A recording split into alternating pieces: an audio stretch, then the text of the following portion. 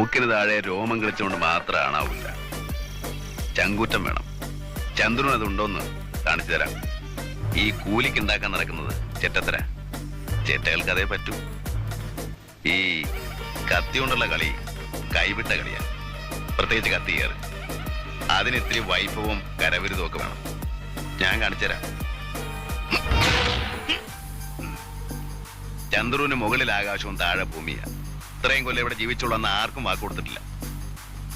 എല്ലാവരും അത് മനസ്സിലാക്കുന്നതാണ് നല്ലത്.